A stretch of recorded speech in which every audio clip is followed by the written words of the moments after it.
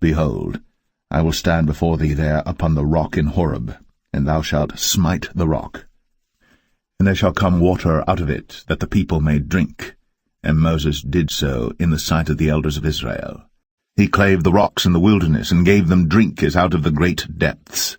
He brought streams also out of the rock, and caused waters to run down like rivers. I would not that ye should be ignorant, how that all our fathers were under the cloud, and all passed through the sea, and were all baptized unto Moses in the cloud and in the sea, and did all eat the same spiritual meat, and did all drink the same spiritual drink, for they drank of that spiritual rock that followed them, and that rock was Christ.